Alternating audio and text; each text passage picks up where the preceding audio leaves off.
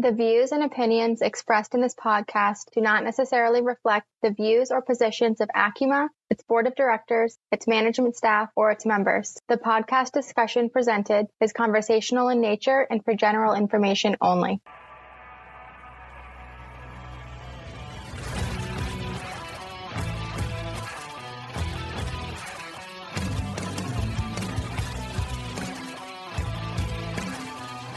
Hello, welcome to Acuma's On Point Podcast, a series focused on sharing the stories of people who are making a positive impact in the credit union mortgage industry. I'm your host, Peter Benjamin. Today, I am joined by Randy Shannon, VP of Correspondent Lending with Member First Mortgage. Randy, my friend, how are you doing today? Peter, I am wonderful today. Thank you. I really appreciate the opportunity to spend a little time with you today, and doing well. Okay, excellent. Now, I will say the pleasure's all mine, or ours, should I say. Looking forward to this. You are most certainly a man who is well known across the credit union industry, a face who is frequented at all of Acuma's events, but I'll say every credit union event, at least that I attend, in recent times. And so I'm excited to sit down with you because I love the topic that we're going to discuss today. But before we get to it, as always, need to bring Justin into the conversation to give us the latest and greatest that's happening over at Acuma. Hawk, what's going on? How are you doing today? And please tell us what's going on at Acuma. I'm good, Peter. How are you? Living the dream. Livin. That's right. There you go. Livin, man. Well, over here at Acuma, we just got back from our Viewpoint Regional Summit, and it was our first in-person event of the year, and it was absolutely amazing. I mean, there's no ways to say that any other way. Panera had a beautiful facility. The Blue Wahoos game was awesome. Everybody had a great time at the reception, but the round table is always my favorite part. The amount of sharing that goes on at these things, it's just incredible. So sorry. I'm not trying to make fun of you, but the way you said Pen Air, it almost sounded like Panera.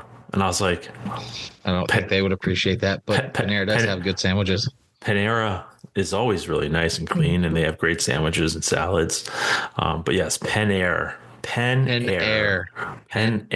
was beautiful.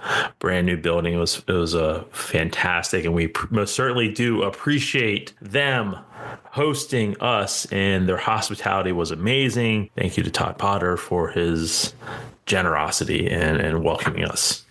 Absolutely. But now we're looking forward to our next event. So our next event is going to be the Focal Point Workshop, which will be in Savannah, Georgia, from May 6th and 7th. That's going to registration is still open. So if you haven't registered, there's still plenty of time. And always my favorite question, but what are you waiting for? It's going to be an incredible event. We have a star-studded lineup already for those workshops.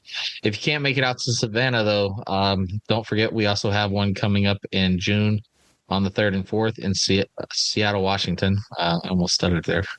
Sure did. Yeah. So outside of the Focal Point workshops, we'll have the Make Your Mark annual conference that's going to be in Denver this year from September 21st to the 24th.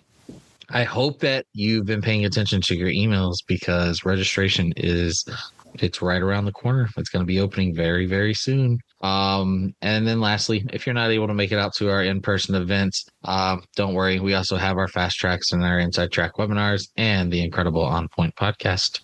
You also forgot about our networks. Oh yeah. The networks. Oh man. See, the thing is we just keep adding, and I love that we keep adding.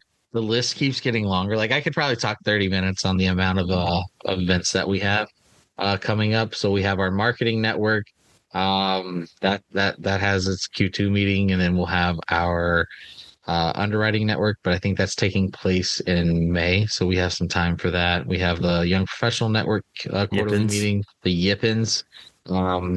And the stickers look awesome. So we got stickers for the Yipping community. You know what? You know I love stickers. I do. That's why I had to bring those up. Thank you. Then we'll have a volume-based network meeting coming up as well. So all in all, you have to stay connected to your email. You have to stay connected with us on social. We're always passing out information on upcoming events, just to keep it going year round. Okay. Thank you very much. Appreciate it. Yeah. All right. Stay close. Don't go far. All right. Randy, back to you. All right. So before we get to the meat and potatoes of the conversation, first question is always the same. Last question is always the same. And so, as always, I'm going to start with the same question. And I'm always going to preface it the same exact way, like I always do every single episode. Actima's On Point podcast is a people piece. It started off with this idea that not enough podcasts in the mortgage industry highlight the amazing and special people in the credit union side of the mortgage industry. And I still believe it, that when you look at credit unions and you look at CUSOs, that I will stake my claim and say that I would put any of us up against any of them any day of the year. And I firmly believe that you are one of those people that are just simply the best. So to my question and to my point, the first question is always going to be, who is Randy Shannon? For those rare people who may not know you, who may not have seen you at some random event that you just pop up at, who are you? Who's Randy Shannon? Please walk us through that. You can take this as personal as you want or as professional as you want, but that's always the first question of the Actima On Point podcast. Who's Randy Shannon? I appreciate that, Peter. Thank you. It is always great to get to the events and to see everybody that, credit union friends at this point. And I will say, before I start with that I will be in Seattle in June for the workshop, and I will be in Denver, of course. People Absolutely. ask me all the time, if I could only go to one event per year, what would it be? And it would be the Actima Annual Conference. So if you've not been, I strongly recommend going. I appreciate that. You're welcome. So having transitioned that, so we'll have Randy your beer for you later. Thank you. You're welcome. I'm with VP of Correspondent Lending, Member First Mortgage. We're a mortgage CUSO out of Grand Rapids, Michigan. Fantastic company. Love Member First Mortgage. Been in the mortgage world for, long time. Been in the credit space for about 30 years. So on the mortgage lending side, live in Fort Worth, Texas, married, 4 children, 4 grandchildren. So, everybody asks what your hobby is. And my hobby is family, work, a little bit of outdoors. So that's good. I probably should have more hobbies, but I seem to stay very busy. And very involved in my church too, by the way. That is, I don't know what to call it a hobby. That is, it's a passion. Yeah, no. Passions are hobbies and vice versa. So it plays well. Well, Randy, thank you very much for walking us through that. So let's kind of get to the conversation. And again, I said prior to the recording, that I love the topic that you presented as something that we should discuss, because all too often it's something that I hear quite a bit as well. And without making this a long, drawn out, introduction to the conversation, which I sometimes often do, really the topic that we're going to discuss today is really why more credit unions aren't using CUSOs to kind of fill that void in the services or I guess maybe tools or things that they need, right? Because CUSOs were established and are established to provide those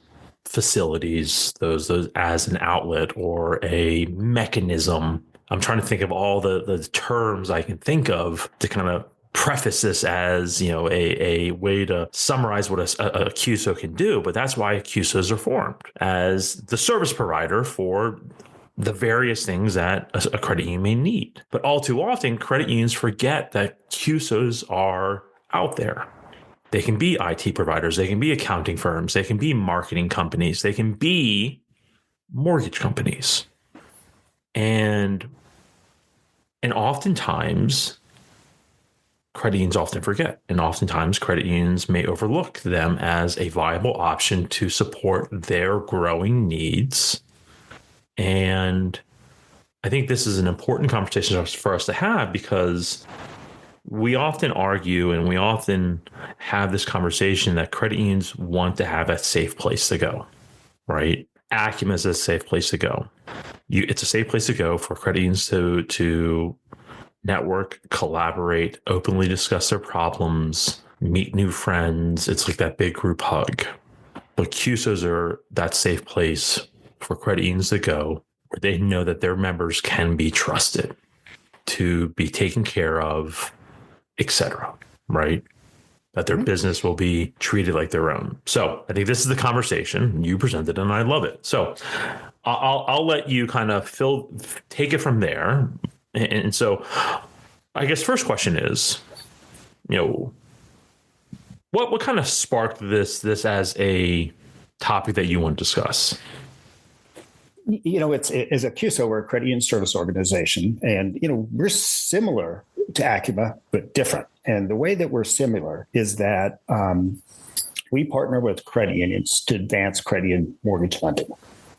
That is a joint desire, and that's what we do. We have 11 owners. We were set up originally to service our owners, and now we work with a little over 300 credit unions around the country. I think that one of the things that you had asked about is on CUSOs, and sometimes we're forgotten. As somebody that's in the credit union world, when I talk to somebody outside of credit unions, like, oh, you know how credit unions are. They're all the same.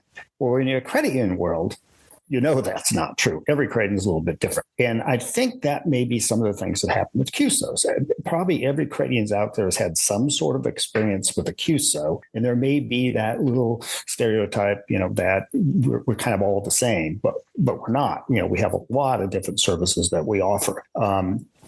So, for example, our CUSO, we work with credit unions that we do everything for them, and we work with credit unions that they do all the heavy lifting, and then we may be either the correspondent outlet of phone or maybe a subservicer, and then everything in between. So one of the things I think with CUSOs is that you don't have to come to us to do everything.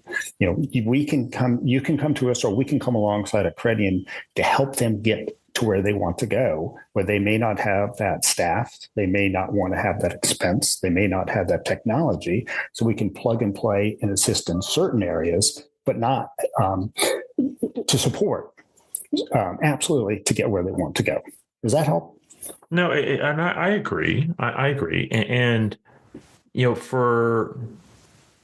but it kind of, I think it expands just that, right? It's oftentimes when you look at the individual credit union, right?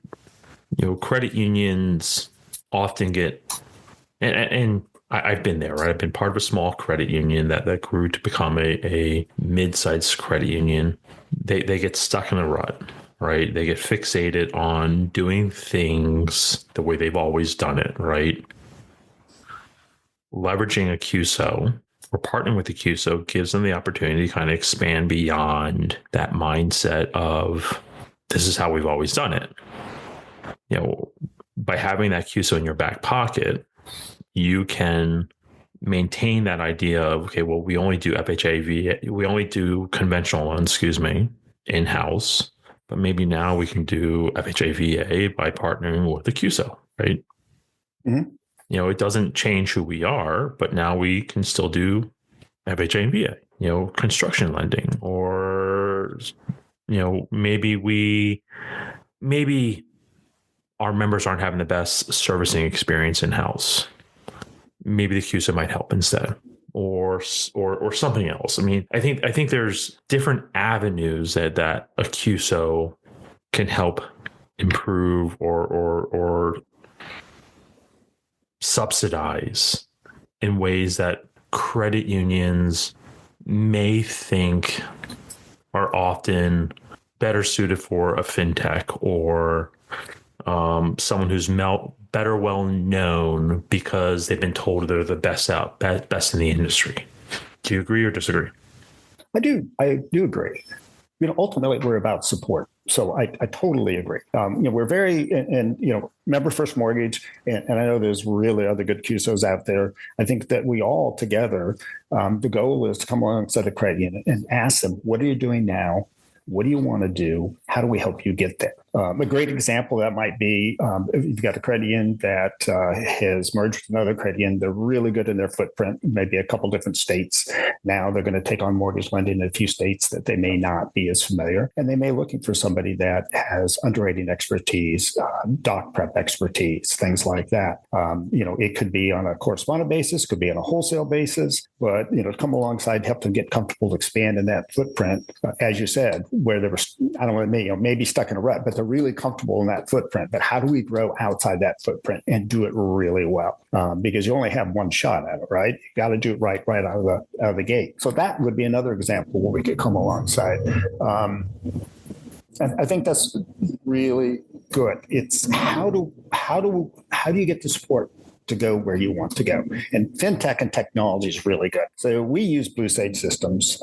It's state-of-the-art technology, really good stuff. It's an end-to-end system. And credit unions that may be looking for a change in an LOS, for example, but it takes a lot to stand up a new LOS. It takes some due diligence, it takes investment, it takes expertise, and then you hope you've got it right, and then you have to tweak it and fine tune it. So, if you can use a CUSO partner, use that technology. It's already stood up. It already works. There's no risk that it's going to fail.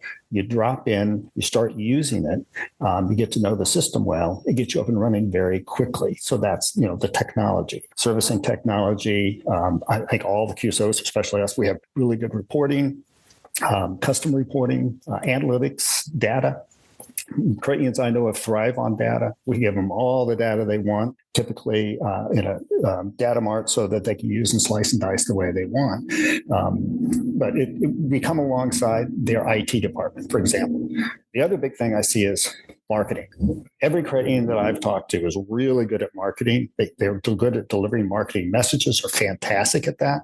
Sometimes the mortgage marketing message may not be there. And, for a marketing department such as ours or another CUSO to come alongside a credit union's marketing department and help with that messaging, help them put it all private label, and then for credit union's marketing team to take that and do what they need. And for the credit union's marketing team to take that marketing message and it's been all private labeled and, run with it as needed is another example. We can come along and support a credit union to get where they want to go. Right. And, kind of going back to the idea of, technology, right? Because I think, technology is an important part, right? And this is a conversation I feel like I'm having a lot lately with several different people of all different types of organizations. That seems to be a huge Achilles heel for credit unions, regardless of size. Technology can either make or break credit unions. On one hand, you have credit unions that don't have the right technology for who they are.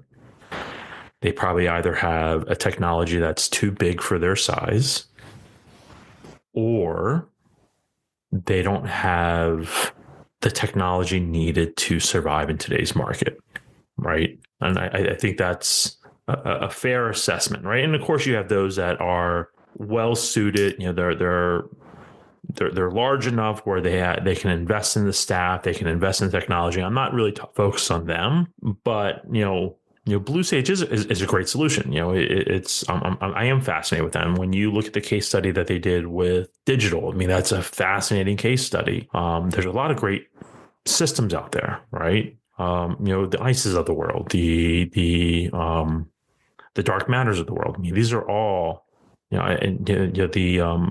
Meridian links. These are, I'm fascinated with the new, what Meridian Link has done lately with, their after their conversion to, was it Lending QB? That's a great platform. These are all great state-of-the-art platforms. Technology is really evolving, but I think, having a partner like a CUSO that's allowing them to not go through this process of having to worry about vetting this technology or implementing this technology, because I've gone through an Encompass implementation. I've gone through a Empower implementation. I've gone through, Calyx implementations, regardless, and those are, Encompass and Empower, they're, I'll say, are roughly the same size, right? LOSs. Calyx is a little bit smaller, but they're, no matter, regardless of size, they're not easy, right? And so having a CUSO like yours, and if regardless of whether or not you have an administrator, I mean, that you just save them months and months of work. And if you break down the person hours or man hours, and if you peel back the layers on the loans in the day, and if you think about it in this way, if it's a smaller credit union that is the ones that are probably the ones looking to use a CUSO, and a smaller credit union whose VP of ops is really the one who's the administrator or looking to be the LOS administrator, and all the underwriting that person probably is required to do. And while being the LOS administrator and implementing these systems, using a CUSO that already has this, like you said, the blue sages of the world, I mean, that's priceless. I can't even break down the numbers. I can't even think about, I'm going down a rabbit hole. I'm sure you can tell, right? Like, right. That's the value of just even looking at you, even considering you, right? I'm spiraling. I really am, because I'm thinking about this. I'm overly thinking about this, because in my last shop, I'm kicking myself right now thinking I should have just looked at, Member First Mortgage. Like I should have gone down this path of saying I should have looked at a CUSO and just leverage their technology instead of trying to implement an LOS, because it would have made my life easier. I would have saved myself 6 months and saved myself. I probably wouldn't have grown the 2 gray hairs I had back then. Now I have like 10, but it happens. No, I mean, I think you're absolutely correct. As a CUSO, we really strive to be a technology provider. So you talk about the time and the expertise. The other thing is that is expense. When mortgage business is really good, mortgage departments tend to be the darling of a credit union, right? I mean, there's a lot of income, but adds a lot to the bottom line. When production's down a bit, that may not be quite the case. So in addition to the technology being the provider, we can help move those expenses from a big fixed expense that really is tough during low volume times, to move it towards more of a variable expense so it's manageable. And then I think the other thing in addition to that is the member experience. As your technology starts to get a little outdated, your member is not getting that technical experience they want, and it's out there. They know it's out there. So when you can bring that into your shop and start to give that member experience they want, they're probably less at risk of going to another credit union where it's a better technology and a better feel and a better experience. What credit union do you know that the mortgage shop is the darling of the credit union? Well, I don't know a whole lot right now, but in 2022, I knew quite a few. Wait, that doesn't count. That doesn't count. I mean, definitely not since we'll say third quarter 2022. Yeah. No mortgage shop's been the darling.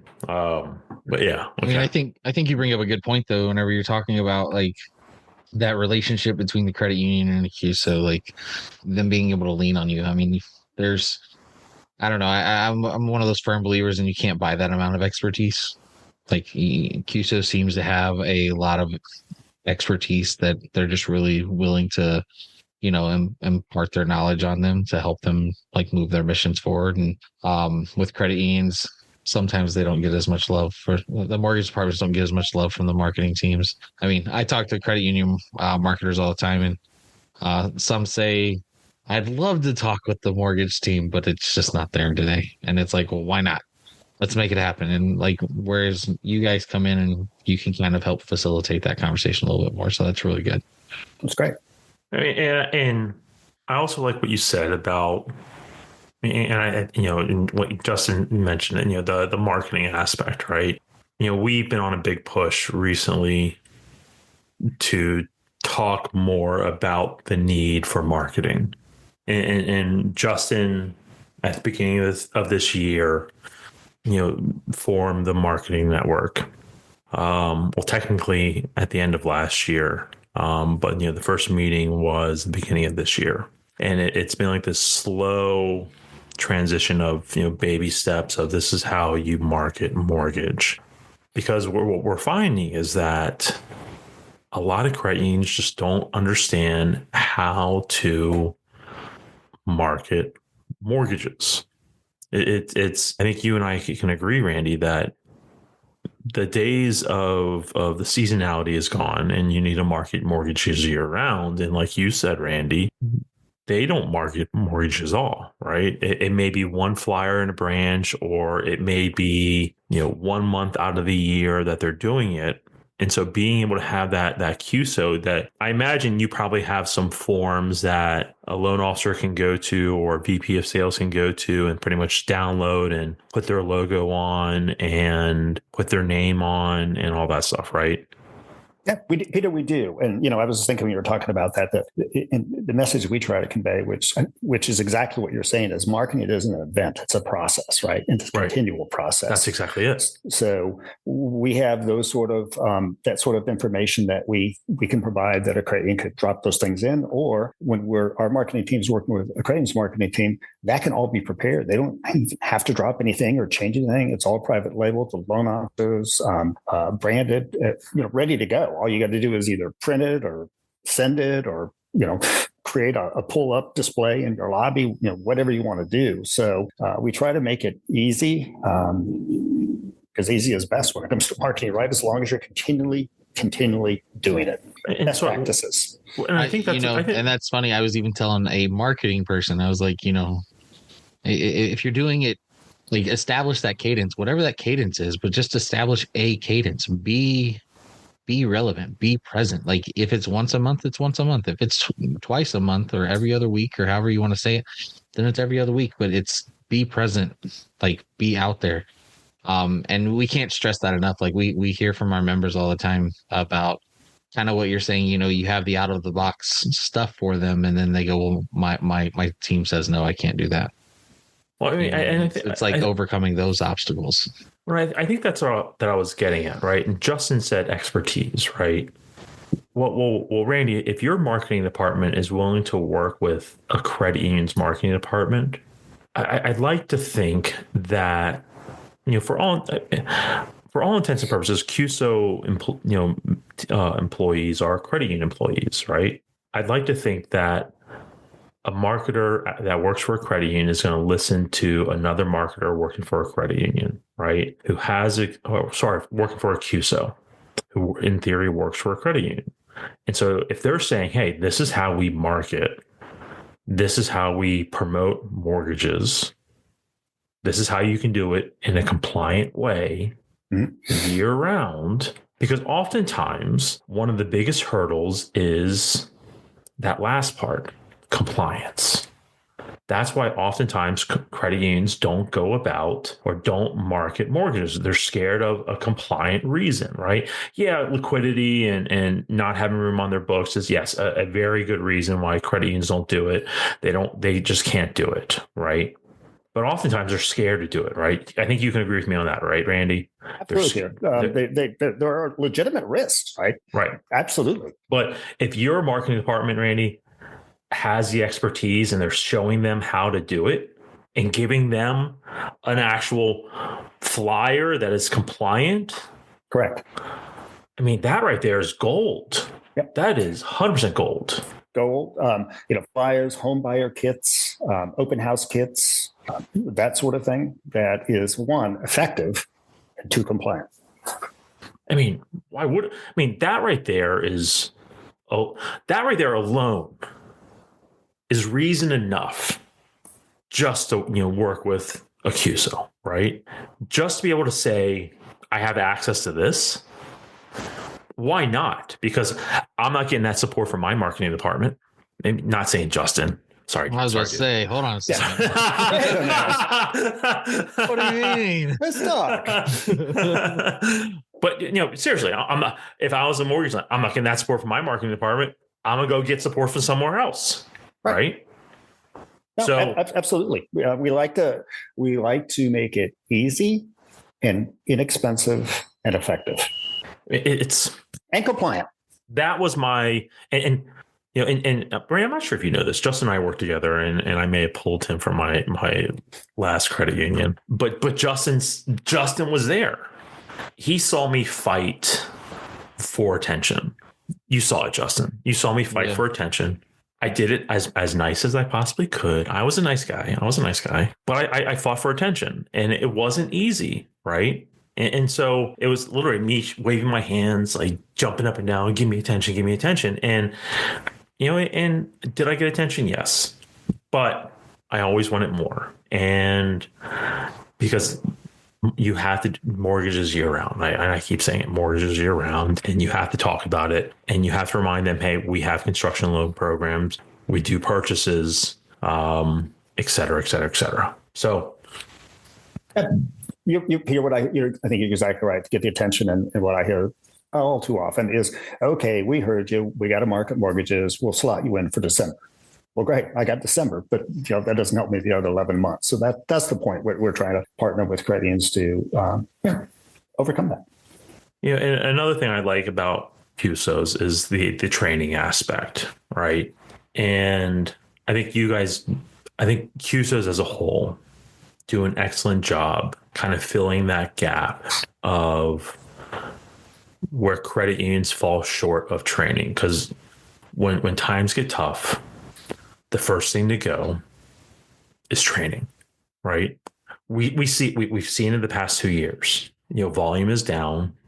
So what happens? They cut travel expenses because all of a sudden learning isn't valuable anymore, right? And you guys do an excellent job, kind of help, just like we do, help filling that gap of, but you guys do like Mortgage 101. This is how you process and all that stuff.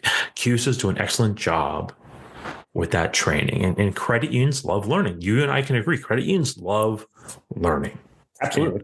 And I think having access to a CUSO that can provide that type of training, that type of knowledge to support your staff, it's pretty important because the mortgage industry is ever evolving.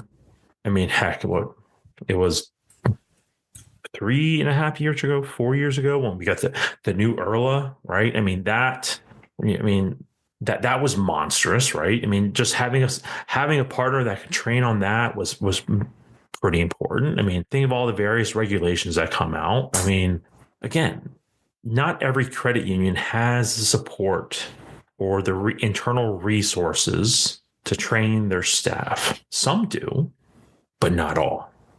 No. That's where just having a partnership or having the resources can help. Oh, I agree, Peter. I mean, and it could be a lot of little things. Like last year when it came out with the notice of reconsideration of value. Okay, it's out there. What do we do with it? So we had extensive training internally for our staff, and then existentially, we bring that to our partners. We share the training we're doing internally. This is the GSE's requirements. You have your initial disclosure, you have your second disclosure. This is what's required. This is what the form should be, because there's all kinds of forms that are out there that may not be compliant. So what does a compliant form look like for Fannie Mae? So that's a great example, is how to bring that together. How do we help you even navigate some of the big things, but the little things, because a lot of little things can make a loan not compliant or non-saleable. So that's a great example. I agree with you. No, and good point on big or small, because you're right. They do come out with, these little, I don't want to say ticky-tack because the reconsideration was a big thing for them to come out. But, the GSEs are updating the seller guide regularly, right? Mm-hmm.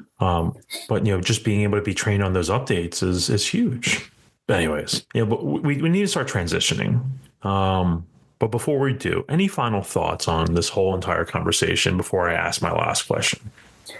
My last thought on that is one of the things I hear quite often, we hear quite often as a team when we're talking to credit unions about possibly partnering with this mortgage CUSO with the mortgage lending is, okay, you've got these systems, you've got Blue Sage, you've got Black Knight, you've got all these different things, you got Surefire, for name drop.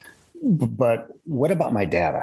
I've got my core system. How do I see the information? What do we do? And I don't have the technical expertise on that, but we had a meeting with a West Coast credit union last night after hours, and our head of IT and their IT department got together and talked about that. And how do we move that data back to the credit union so that we can do the things we need to? Because credit unions thrive on data. And if they have a partner where there's just all this data out there, but they have no access to it, they can't bring it into their core, would be a big stop. So with those conversations, because that can happen, we can make that happen. So I think that's probably the last step is not to have a disconnect from data with outsourcing systems, but to be able to bring that back in-house to a credit, which is vital. Okay. No, I appreciate that. Truly do. All right. So last question before we transition. And again, like I said in the beginning, I always ask the same first question, always ask the same last question. Last question is, what keeps you going? You're like everyone else. You take one foot out of bed every single morning. What keeps you going? What keeps you driving? What keeps you motivated to keep pushing forward? Wow, there's a lot there. I mean, personally, it's family and faith, to give my best effort for everything I do. In the credit union space in particular, credit unions are the people helping people. We're the people helping people help people. I mean, we want to advance credit union lending. And I've been involved around in Acuma for a while, and the goal was to get to 5% of mortgage loans with credit unions, then 10%. That should be 20, 30, 40%. I mean, there's no better mortgage lender out there, as you said, than credit unions. I put credit unions against any other mortgage lender. I work with several. Let's just say that, but credit unions just have an amazing expertise. So it really is professionally to advance the credit union cause. And I will leave you with this part is that people ask me, okay, so what's the difference between a credit union and a bank that are friends? And my response is a credit union is pretty much like a bank as long as everything is good. But when you have problems and you have difficulties, that's where it's different. That's where a credit union comes alongside of you and partners with you and helps you work through things and get past it and get back to where it's good again. And that is one of the big motivators for me at the credit union space, is to help credit unions to do that on the mortgage side, because I think that is very real and very important. I absolutely love that. Well, thank you very much, Randy. It's now time for us to transition. Again, this is where we transition to the second segment of our podcast, where we sometimes do trivia, sometimes we play Jeopardy, sometimes we do the most requested segment of dad jokes. But today we're doing a little game of Jeopardy. Now, bear with me while I bring in our Jeopardy screen. I share our Jeopardy board and I share my screen. Now, it recently transitioned, about a month ago, it transitioned to spring. And with spring comes golf weather. And who doesn't like playing golf? And so what we're going to do is play a little golf Jeopardy. So we're going to test both of yours knowledge with a game of golf Jeopardy. So, like I always do, I'm going to go ahead and describe the Jeopardy board that's in front of me for our listeners. There are 5 categories, all ranging from points of 100 to 500. The categories are rules, vocabulary, golf course, golf clubs, and equipment. Now, for the sake of this game, Randy, you are team 1 and Justin is team 2. Now, Randy, you do not have to answer who is or what is. Again, just if you know it, you know it. And then when you pick a question, it's your question to answer. Now, I will say this. You do have an opportunity to steal questions. Now, I will say this, though. If you do steal a question and it's wrong, I take away points. Okay. So perfect. Just know that. Okay. So I think that's it. I think that's my normal setting the ground rules and expectations. And the hard questions are sometimes hard. Oh, yeah. 500s Especially the are, rules category. Man. yeah, seriously. 500s can be pretty darn hard, but at the same time, 100s can be pretty darn hard too. I did not make up this Jeopardy board. I just Googled Jeopardy, golf Jeopardy. So who knows what this is like? And by the way, who knows when this was created? Sometimes these are pretty badly dated. So we'll go from there. All right. So Randy, you are our honored guest, so you get to go first. Wow, let's go golf clubs for 300 and see what happens. Golf clubs 300. All right, the smallest iron in a golf club set. Rarely used, be the 1 iron. The rarely used 1 iron. The correct answer is, what is the 9 iron?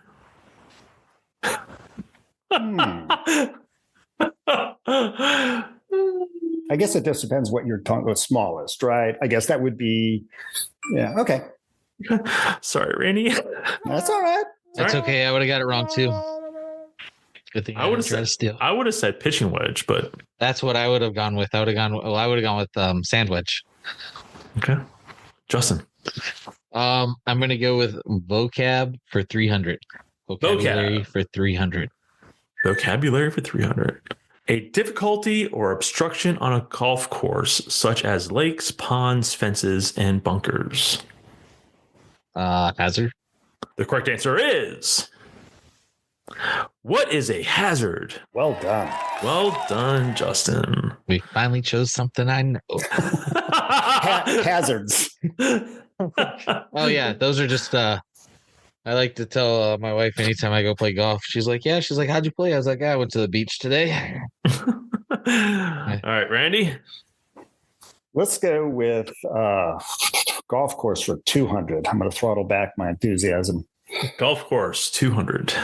The middle area of the golf course, which is between the tee off area and the putting green.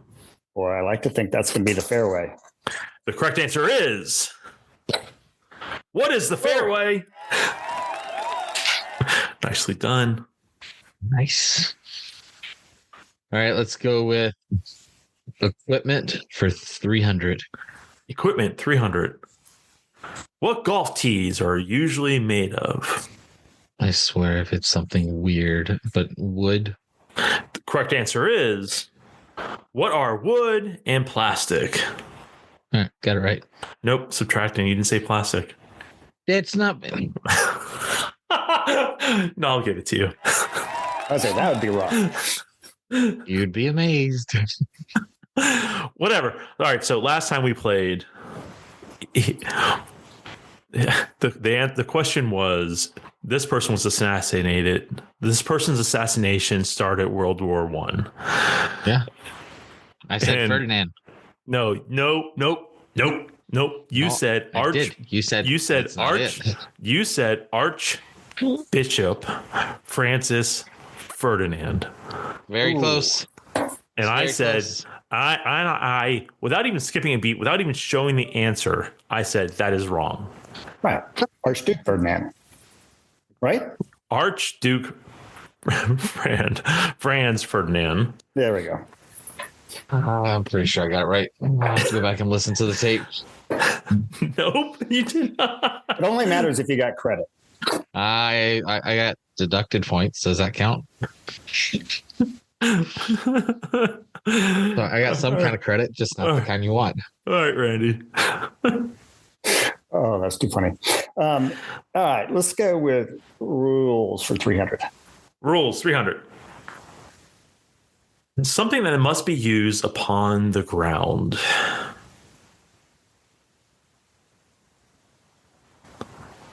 Something that must be used upon the ground.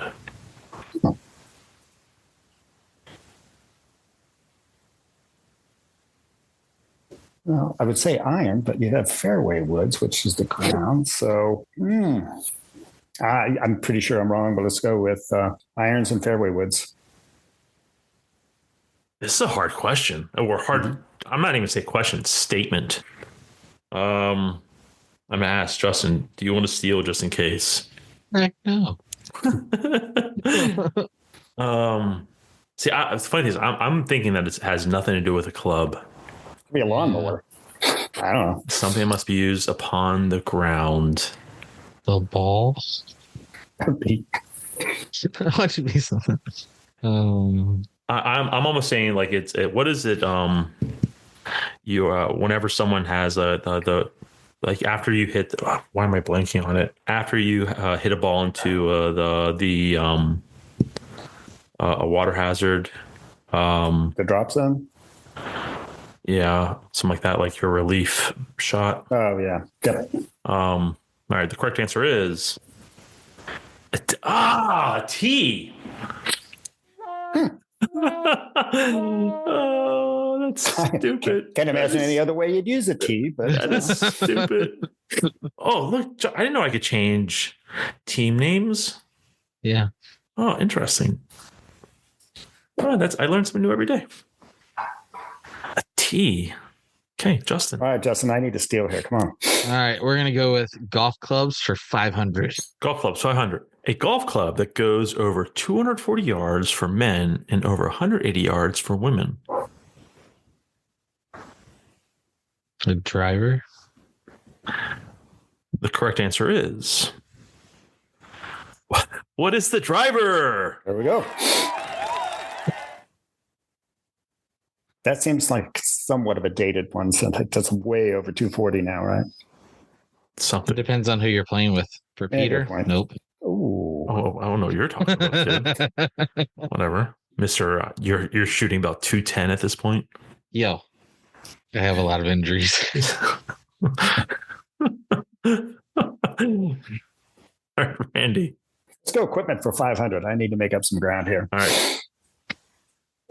Socks that are favored to be worn.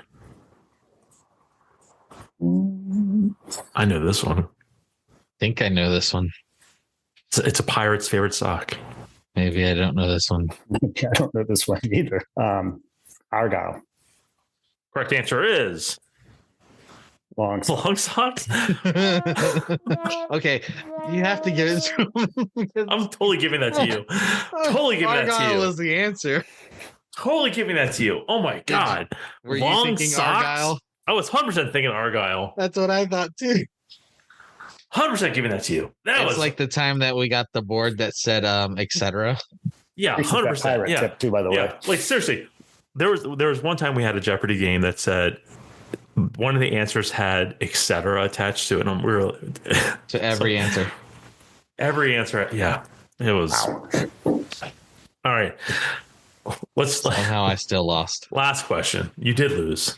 Last question. We can't finish this. Last question. We're gonna go to rules for 500. This is gonna be a hard one. No, it's not. The first person who gets to hit the ball. The person who made the ball first on the last hole. The first person who gets to hit the ball. The first person who gets to hit the ball. Yeah, I mean, if you make it on the previous hole first. No, wait, it's the lowest score. I was going to steal, Justin. You sure? I'm going with the lowest score. No, wait, that can't. Yeah, that sounds right. It's the lowest score in Super Mario Golf. Then that's what happens. Okay, I'm going to steal just in case. That's what I was going to steal. Whoever's hitting from the back tees. But go ahead. I'm going to give it to Randy and take away points. Tie game. This was All the comes down trick to the question. This was the trick question. Well, at the end of this episode's Acma On Point Jeopardy, we have our first ever tie game. I don't think so. I think it's the second, but it's okay. No, who do we have a tie with? Didn't I tie with Dr. Bruce? No, he killed you. See, my memory of people that kill me at Jeopardy, it's starting to just be very bad. It's all blending in with each other. Pretty much. My favorite time people get in, they go, I'm really bad at Jeopardy, and I lose still. And I'm like, this is so awful. Our first ever. It's a high score of 600 to 600. There you go. Well, Randy, thank you very much for sitting down with us. Really enjoyed the conversation, but also I truly appreciate everything that you do for our industry. But also thank you very much for being such a great support of Acuma. Peter, you're welcome. It's been a pleasure, Justin, Chris, and Peter, to be with you. Apologize there.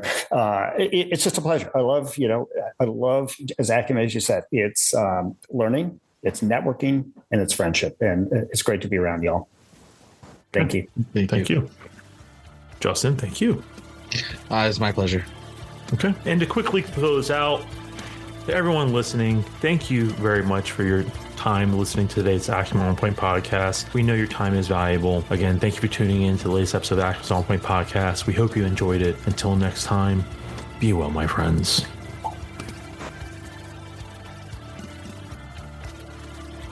Thanks for listening. We'll see you next time at the Acuma On Point podcast. If not already, be sure to subscribe and give us a 5-star rating. For more great episodes and information, be sure to visit us online at acuma.org. And to get the latest updates, head over to our LinkedIn page.